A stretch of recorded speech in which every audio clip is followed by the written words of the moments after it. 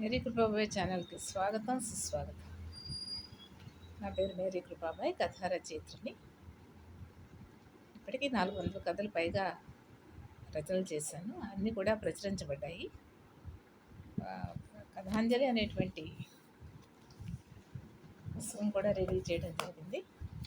దీనిలోని కథల్ని ఒక్కొక్కటిగా మీ ముందు ఉంచుతున్నాను. ఈరోజు మీకు అందించబోయేటువంటి కథ పేరు తపస్సు అనేటువంటి కథ. సో ఈ కథ అమ్మ మాసపత్రిక జూన్ 2005లో ఆ మ్యాగజైన్లో పబ్లిష్ అయింది. సో ఇక్కడ ఈ చిన్న కథే. ఈ కథలో గీతాంజలి, జాహ్నవి అనేటువంటి ఇద్దరు స్నేహితుల మధ్య జరిగినటువంటి పాత్ర చిత్రణ, జీవిత గమనం. సో ఇద్దరు స్నేహితుల మధ్య ఎలాంటి పోటీ ఉంది, యాక్చువల్గా పోటీ కూడా కాదు, ఎవరి వే ఎలా ఉంది, ఎవరి జీవిత విధానం ఎలా ఉంది, ఎవరి ఆలోచనలు ఎలా ఉన్నాయి అనే విషయాన్ని తపస్సు అనేటువంటి కథలో నేను పొందుపరచడం జరిగింది. గీతాంజలి అంటుంది, ఈ డైలాగ్ మెథడ్తోనే స్టార్ట్ అయింది. గీతాంజలి అంటుంది, ఇద్దరం తన ఫ్రెండ్ జాహ్నవితో ఇద్దరము ఇంటర్మీడియట్ పాస్ అయ్యాం కదా, మరి నెక్స్ట్ ఏం చేద్దామని చెప్పేసి అంటుంది. అంటే జాహ్నవి అంటుంది, ఏముంది ఇంటర్ తర్వాత డిగ్రీలో జాయిన్ అవ్వడమే కదా, డిగ్రీలో జాయిన్ అవుదాము, అందరూ అదేగా చేస్తారు అని చెప్పి అంటుంది జాహ్నవి. సో అప్పుడు గీతాంజలి అంటుంది, జాహ్నవి, మా కుటుంబ పరిస్థితి, మా ఫ్యామిలీ కండిషన్ ఫైనాన్షియల్గా బాగాలేదు కాబట్టి నేనేం చేస్తానంటే డిగ్రీలో జాయిన్ అవ్వకుండా టీటీసీలో జాయిన్ అవుతాను. టీటీసీ అంటే టీచర్ ట్రైనింగ్, దానిలో నేను జాయిన్ అవుతాను. జాయిన్ అయ్యి అది అయిపోతే కనుక టీచర్కి జాబ్కి అప్లై చేసుకోవటానికి ఒక రూట్ ఏర్పడుతుంది కాబట్టి నేను అలా చేస్తాను అని అంటే అప్పుడు జాహ్నవి అంటుంది, నేను మాత్రం ఆ టీటీసీలు, బీఈడీలు ఇలాంటివన్నీ నేను చదవను, అసలు నాకు పెద్ద ఇంట్రెస్ట్ లేదు వాటి మీద. నేను డైరెక్ట్గా లెక్చరర్ అవుతానంట. నాకు లెక్చరర్ అంటే ఇష్టం, నేను డైరెక్ట్గా లెక్చరర్ అవుతాను. అందుకే డిగ్రీ చదివి తర్వాత పీజీ చదివి నేను లెక్చరర్ని అయిపోతాను అంట. జనరల్గా స్టూడెంట్ లైఫ్లో ఉండేటువంటి ఆలోచనలు అలానే ఉంటాయన్నమాట. మరి ఈవిడేమంటుందంటే, జాహ్నవి అంటుంది, బతకలేని బడిపంతుల ఉద్యోగం నేను చేయను, అదంటే నాకు పెద్ద ఇంట్రెస్ట్ లేదు అని చెప్పేసి అంటుంది. సరే గీతాంజలి అంటుంది, సరే జాహ్నవి నీ ఇష్టం, నీకు ఎలా ఇంట్రెస్ట్ ఉంటే అలా చెయ్యి అని చెప్పేసి తను నిర్ణయించుకున్న ప్రకారం గీతాంజలి టీటీసీ ఎంట్రన్స్ రాస్తుంది. ఒక దానిలో సీట్ వస్తుంది, ఆ కోర్సులో జాయిన్ అవుతుంది. జాయిన్ అయ్యి పట్టుదలగా అది పూర్తి చేస్తుంది. డిఎస్సి పరీక్ష రాయడానికి కూడా అర్హత సంపాదిస్తుంది. తర్వాత పై చదువు విషయం తనకి ఇంట్రెస్టే, డిగ్రీ పీజీ అవన్నీ చేయాలంటే గీతాంజలి కూడా ఇంట్రెస్టే, కానీ కుటుంబాన్ని ఆదుకోవాల్సిన అవసరత ఉంది కాబట్టి మధ్యలో ఈ రూట్లో సైడ్ రూట్లోకి వస్తుందన్నమాట. అలాగా కుటుంబ పరిస్థితులు మెరుగవ్వాలనే ఉద్దేశంతో ఉన్న తనకి గీతాంజలికి టీచర్ జాబ్ వచ్చేస్తుంది. వెంటనే హ్యాపీగా అనిపిస్తుంది. తను టీచర్ జాబ్ చేస్తూ ఇంటిని ఆదుకుంటుంది. అలా ఆదుకుంటూనే లంచ్ టైంలో లంచ్ టైం అలా ఉంటాయి కదా, రిలాక్సేషన్ టైం, ఆ టైంలో తను డిగ్రీ ప్రైవేట్గా అప్లై చేస్తుంది గీతాంజలి. సరే ఓ రోజు షాపింగ్లో కనిపిస్తుంది జాహ్నవి. హలో జాహ్నవి, బాగున్నావా అంటూ గీతాంజలి పలకరిస్తుంది. బాగున్నాను, నువ్వు జాబ్ చేస్తున్నావంటగా అని చెప్పేసి అంటుంది. సీత అనే ఇంకో ఫ్రెండ్ ఉంటుంది, తను చెప్పింది అని అంటుంది. నువ్వేం చేస్తున్నావు అంటుంది గీతాంజలి. నేను డిగ్రీ చదువుతున్నా అంటుంది. తనకు ఆ రూట్లో ఇష్టం, డిగ్రీ పీజీ అలాగా, అది ఒక డైరెక్ట్ రూట్ని తను ఎంచుకుంటుంది. అయితే నేను డిగ్రీ చేస్తున్నాను అని చెప్పి అంటుంది. మరేంటి ఇలా షాపింగ్కి వచ్చాడు, విశేషం అంటే మా అమ్మగారికి ఒక శారీ కొందామని వచ్చాను అని చెప్పేసి అంటుంది. తర్వాత జాహ్నవి అలా అంటుంది, కాలచక్రంలో మరో 2 ఏళ్ళు గడుస్తాయి.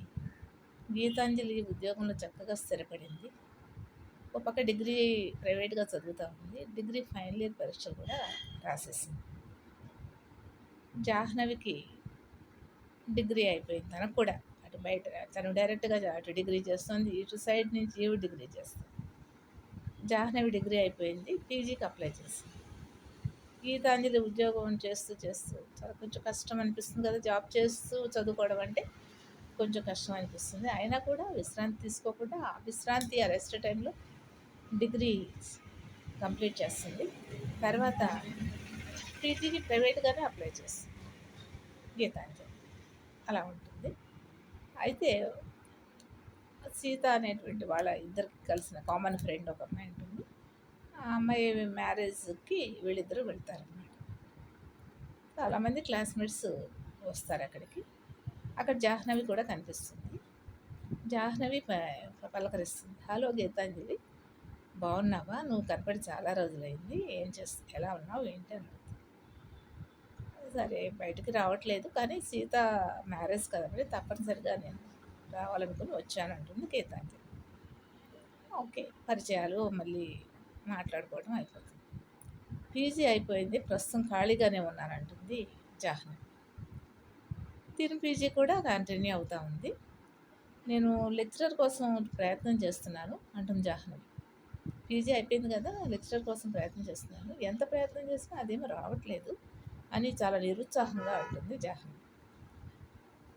తినేం చేస్తూ ఉంటుందంటే తిన డిగ్రీ కూడా అయిపోయింది, గీతాంజలి డిగ్రీ కూడా సేమ్ టైంలో అయిపోయింది. సరే, కాలం పరిస్థితి ఏంటి, టైం ఒకటి ఉంటుంది కదా మనందరి మధ్య.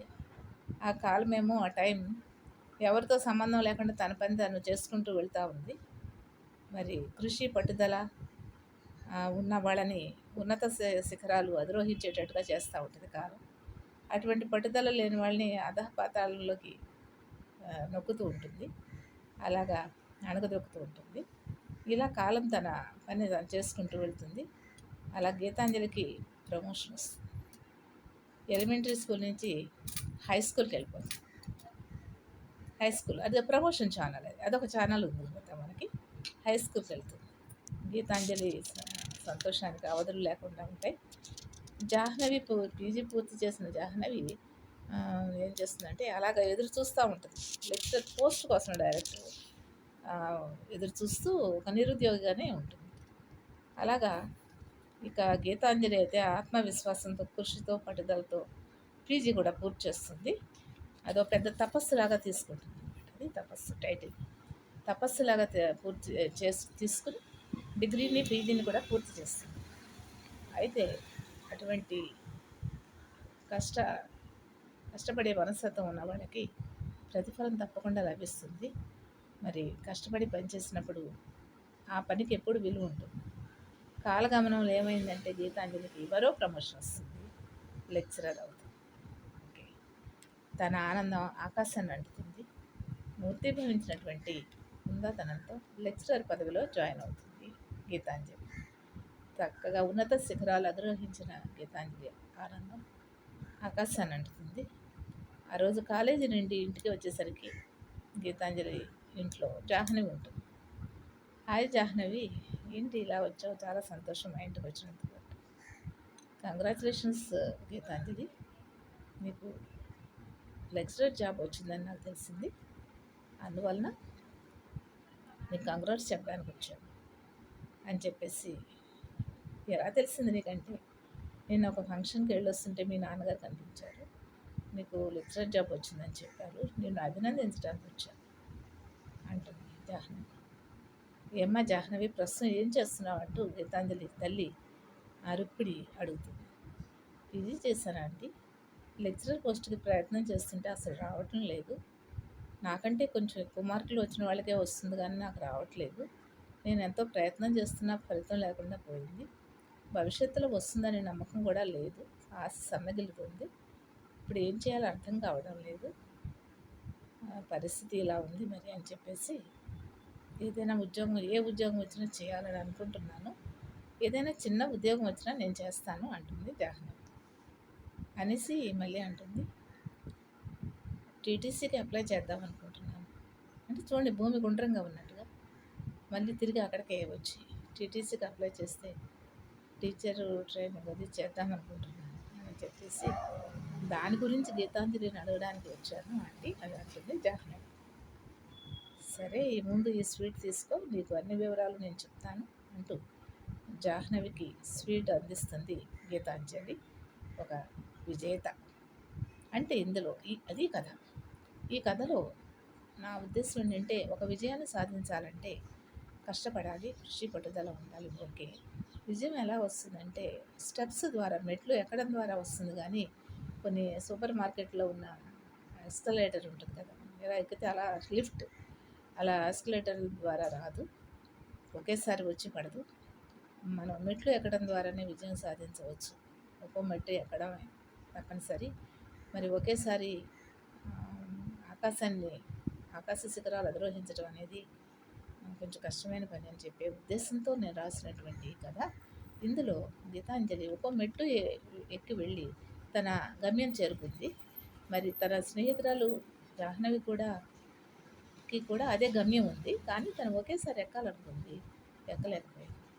ఇది ఈ తపస్సు అనేటువంటి కథలో ఉండేటువంటి ఒక మంచి సందేశం. మీరు ఆదరిస్తారని కోరుకుంటున్నాను. రేపు మరొక కథతో మీ ముందుకు వస్తాను. నమస్తే.